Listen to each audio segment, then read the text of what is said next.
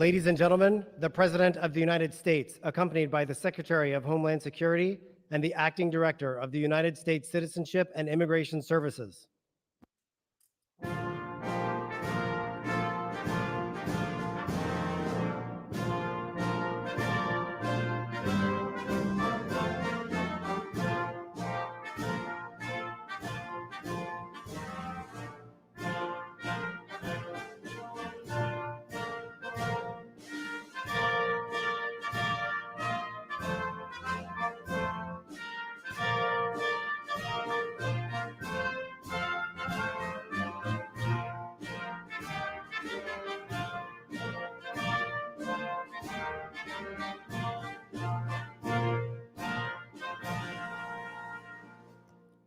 Ladies and gentlemen, please stand for the national anthem performed by Petty Officer First Class Dan Lee Cuenca of the United States Navy.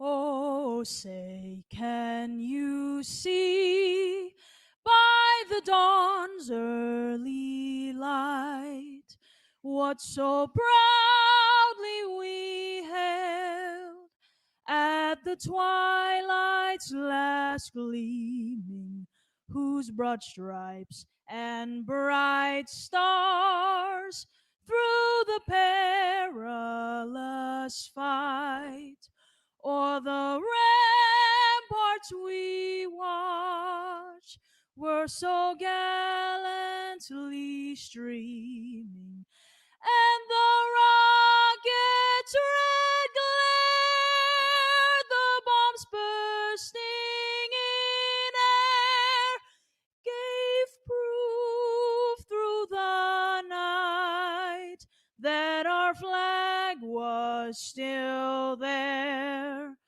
Oh, say, does that star-spangled banner yet wave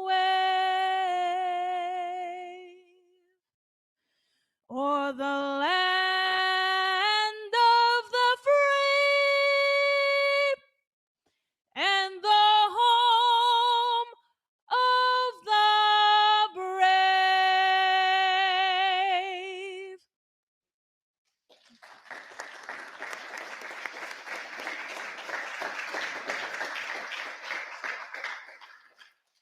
Thank you, Ms. Cuenca. That was a beautiful rendition. Good afternoon, everyone. My name is Tracy Renaud, and I'm the Acting Director of U.S. Citizenship and Immigration Services. It's an honor to be here today with you to welcome you as new citizens to the United States. Before I begin, I'd like to thank President Biden for hosting this very special naturalization ceremony and Secretary Alejandro Mayorkas of the Department of Homeland Security for joining us. I have the privilege today of calling the countries of the naturalization candidates. Before I begin, can the audience all please be seated?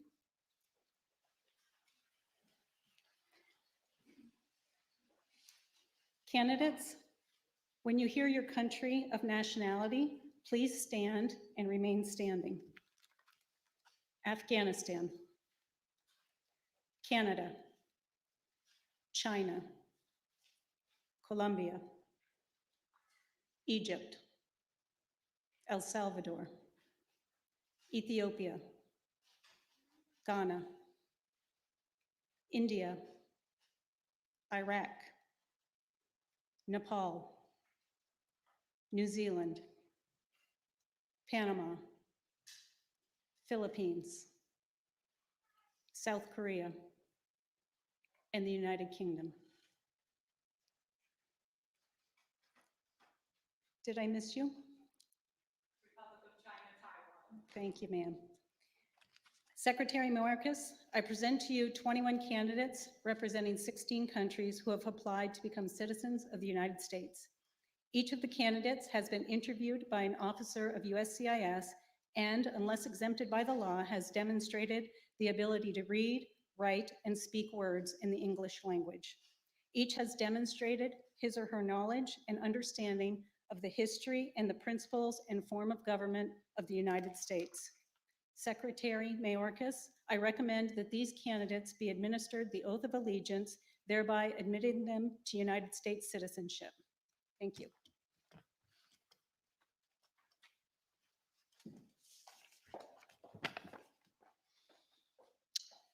Please raise your right hand as we swear the oath of allegiance, and please repeat after me.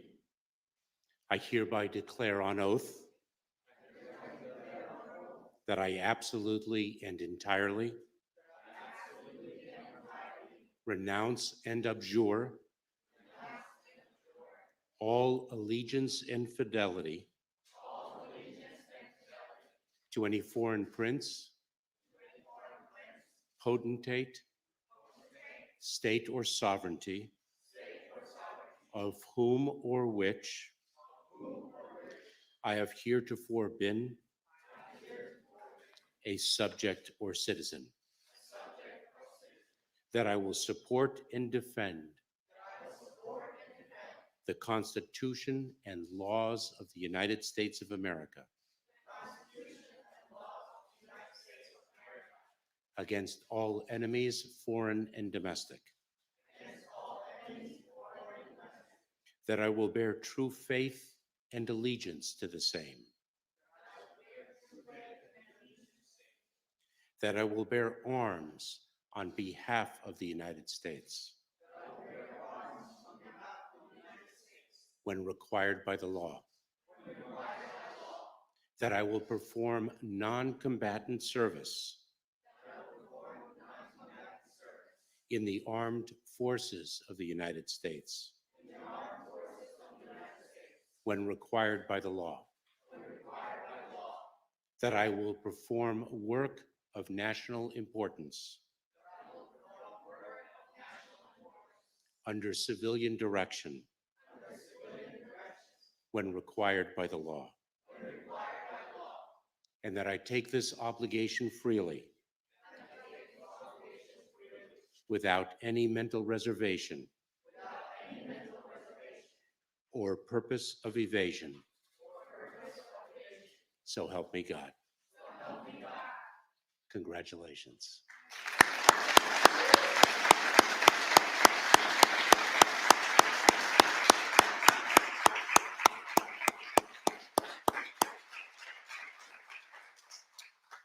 My fellow citizens of the United States, please be seated.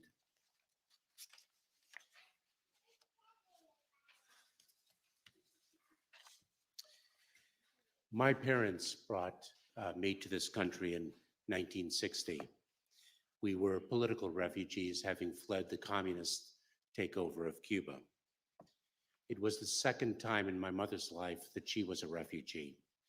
In 1941, after losing her grandparents, her uncles, and an aunt, she and her parents escaped the Nazis and arrived in Cuba. From profound loss, my mother built her philosophy of personal strength, growth, and hope, and it was a straightforward one. Every day is a new life. The events of a day can transform us, who we are, and the paths we once charted. Thus, with each new day, we have the opportunity and the obligation to make ourselves better. Tomorrow, we can and we must make ourselves better than we are today and each and every day. And our country gives us this opportunity. We can view each day for our country, the life of our country, in the same way. Today, our nation is better than it was yesterday. It is better today in part because we have in you new citizens of it. Each of you strengthened with the power and responsibilities that your American citizenship brings, and all of us strengthened as a result. Our country is also better today because its identity and its fabric as a nation of immigrants is stronger because of you. And what of our tomorrow? How, as a country, will we be better tomorrow than we are today? What is possible for us? No one believes in and speaks more passionately of us as a country of possibilities than our president. I, a naturalized United States citizen like you, have the honor of a lifetime to serve in the President's cabinet and to introduce him to you now. Please join me in welcoming Joe Biden, the 46th President of the United States of America.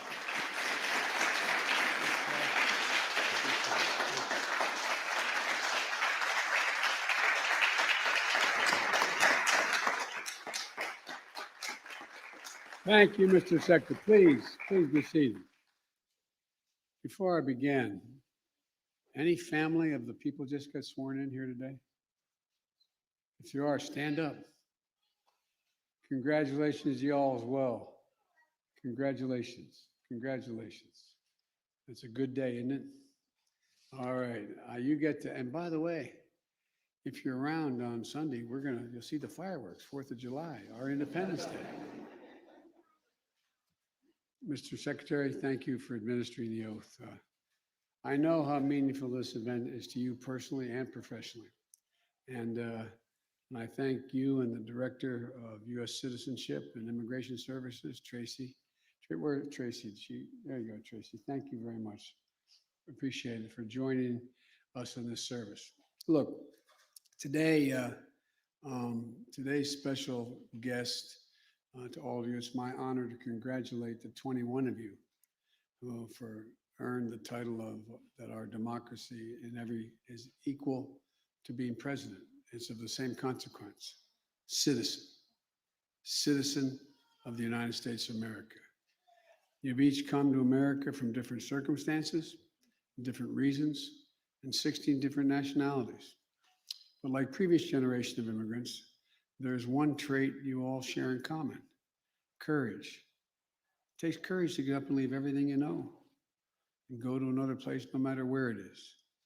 You know, the only homes you've ever known, the lives, the loved ones that were unable to come for a new start in the United States of America. If I could hold a second and just point out that I'm often asked by world leaders that I'm with, particularly autocrats, how can I define America? I was with Xi Jinping on the Tibetan Plateau, and he asked me that when I traveled with him 17,000 miles. And it was a private meeting, just he and I and contemporaneous translator. He said, "Can you define America for me?" I said, "Yeah, I can." In one word, possibilities. Possibilities. That's what America is built on. It's one of the reasons why we're viewed sometimes as being somewhat egotistical. We believe anything's possible in America. Anything's possible in America. I think about my own family's journey here. At least 2/3 of it came from, got on a coffin ship in the Irish Sea back in 1849. Having no idea whether they'd make it across the Atlantic to the United States, then to the United States of America. But certain if they did, they could do better. And they did. They did better, and they eventually built a life and raised a family in Scranton, Pennsylvania, over generations. And here I stand on the shoulders and sacrifices of my great-great-grandfather, my great-grandfather, just all that they did, because they believed. They believed like you believe. Anything's possible. So I want to thank you all for choosing us, and I mean that sincerely. Thank you for choosing the United States of America, believing that America is worthy of your aspirations, worthy of your dreams. Making this journey, you've done more than move to a new place. I've often said that America is the only nation in the world founded on an idea. Every other nation in the world is founded on basically either that your geography or ethnicity or religion. You can define almost everyone else based on those characteristics, but you can't define America. I defy you to tell me what constitutes an American. You can't do it. We're an incredibly diverse democracy. But there is one thing that does define us as a country. We were founded on an idea that we hold these truths to be self-evident, that all men and women are created equal, endowed by their Creator with certain inalienable rights, life, liberty, the pursuit of happiness. Sounds corny to Americans as we learn this in grade school and high school. We've never fully lived up to it, but we've never, ever, ever walked away from it. And every generation opens that aperture a little bit wider. You know, and go back, as I said, you know, since our nation's founding, the quintessential idea in America has been nurtured and enriched and advanced by the contributions and sacrifices of so many people, almost all of whom were immigrants. Native Americans were, in fact, the only people who were here. Only people who were here. And so, folks, you know, it's dreams of immigrants like you that built America and continue to inject new energy, new vitality, new strength. We've seen that most clearly during this pandemic, with immigrants as frontline workers and as scientists and researchers on the front lines of finding vaccines. Another defining moment of our nation in the past year was NASA landing Perseverance rover on Mars, flying the Ingenuity helicopter above its surface as I talked to them. What is considered a sort of outer space Wright brothers moment. I spoke to the team about this historic mission while it was underway, which includes immigrants. The team was made up of immigrants who told me they grew up looking at the stars. Literally, not a joke. I'm not making this up. That's what they told me in our conversation. Looking at the stars, believing that only America could take them there. Well, and we see it each and every single day.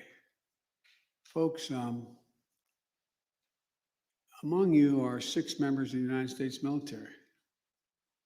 I ask you all to please stand. Thank you, thank you, thank you for your service even before us.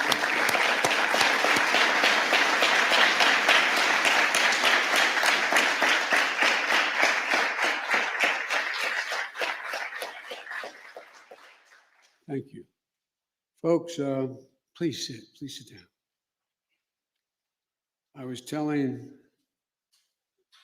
our new citizens in the other room before we came in that one of my most, I don't know how to say it, fulfilling moments was as vice president when I went over to Saddam Hussein's god-awful, gaudy palace. And there were, I think, 167 men and women in uniform standing in that palace. As my wife, who I think, I'm not sure, this may be the only first lady or second lady to go into a war zone, an active war zone. She was with me, and we both stood there as I was able to swear in every one of those military officers as U.S. citizens. And I thought to myself, what incredible justification for all the things that Saddam didn't believe in. And they stood, and there were a number there who had won silver stars. They're not like you, not citizens when you joined. Won silver stars, bronze stars, conspicuous service medals, Purple Hearts. And I got to swear them in the palace of a dictator. Also among this incredible group that's here are healthcare workers and frontline workers who went above and beyond the call in the fight against COVID-19. They did so in hospitals and clinics, at our National Institute of Health, the NIH, at restaurants and retailers, as educators, also in our schools. I want to thank you all for risking your lives to help others keep their country and our country going. And joining you today are your families. And I want you to know and understand that this is your day as well. I can only imagine the pride you must feel. Pride in where you come from, in who you are and the lives you've built together as America, in America, and the communities that make you stronger, make us stronger. All of you represent how immigration has always been essential to America. We're constantly renewing ourselves, constantly. When we come out of this pandemic and build an economy, we're going to build it back better. If we're going to do that, we need to fix our immigration system and fully tap the talent and dynamism in our nation. I've kept my commitment and sent an immigration reform bill to the United States Congress. It includes smart border management and security and a pathway to citizenship for 11 million undocumented people in America. With Vice President Harris's leadership, we're getting at the root causes of why people are migrating for our southern border in Guatemala, Honduras, and El Salvador in the first place. The violence, the corruption, the gangs, the political instability, the hunger, the natural disasters. And it made it clear that we can work together on other critical issues as well. A pathway to citizenship for dreamers, young people who have only known America as their home. A pathway for immigrants who are here on temporary protective status, TPS, who came from countries beset by man-made and natural-made violence and disaster. And a pathway for farm workers who are here putting food on our tables, but are not citizens. Folks, in the competition for the 21st century, we need an immigration system that both reflects our values and upholds our laws. We can do both. I'll close with this. No matter where you come from, or the culture that has made us, the language we speak, or the faith we follow, one of the most basic acts of respect is inviting others into your home. You know, as we close out Immigration Heritage Month and start our nation's 4th of July weekend, I think of no better way to honor each occasion than by welcoming all of you into the White House, the People's House, I might add, designed by an Irishman. For real. In a nation shaped by the immigrant's heart. I look forward to standing with you as you embrace your new rights and responsibilities as American citizens, and as generations have done before you. So welcome, my fellow Americans. Now, before we take the Pledge of Allegiance together, I'd like to invite one guest, Sandra Lindsay. Please come up on stage.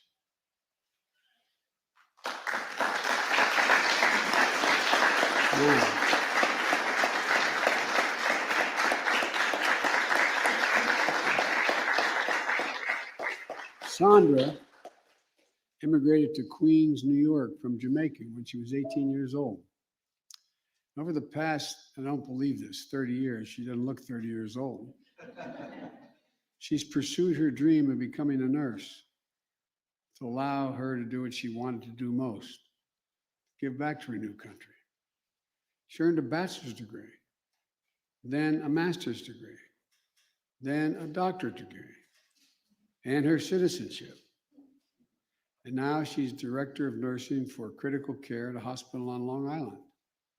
And during the height of the pandemic, she poured her heart and soul into the work to help patients fight for their lives and to keep her fellow nurses safe. With a grandson at home prematurely, she did what she had to do. She kept her distance and kept him safe. He is safe, but she lost an aunt and an uncle to the virus. But in her pain, she didn't lose hope. When the time came, she was the first person in America to get fully vaccinated outside of clinical trials. She can now hug her grandson. She's out there making sure her patients and folks in her community are getting vaccinated so they can get back to their lives and their loved ones. Sandra, if there are any angels in heaven, as I told you, having spent a lot of time in the ICU, they're all nurses, male and female. Doctors let you live. Nurses make you want to live. Make you want to live, for real. Sandra's vaccination card and hospital scrubs and the badge she wore will be included in the Smithsonian's National Museum American History exhibit on COVID-19.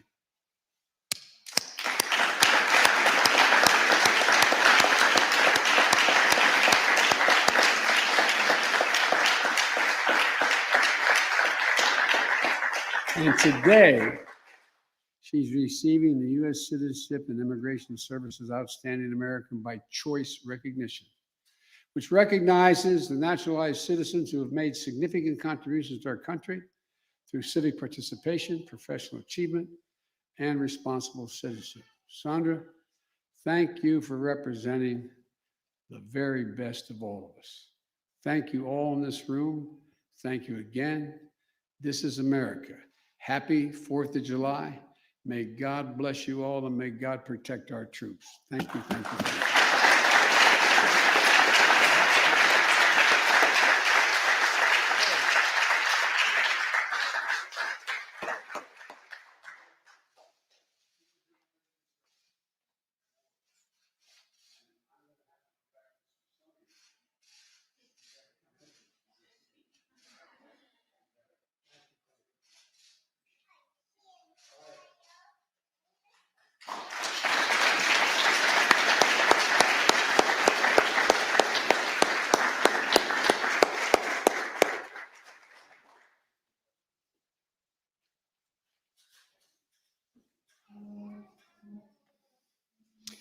It is now my pleasure to call to the lectern Xiomara Castro-Ventura, a new United States citizen, to lead us in the Pledge of Allegiance.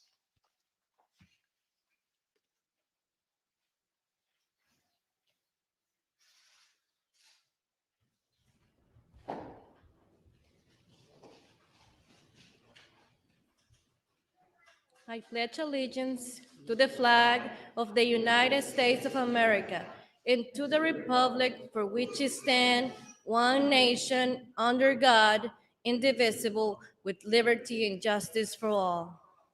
Ladies and gentlemen, that concludes our ceremony. Please remain in your seats while the president departs the East Room. Thank you.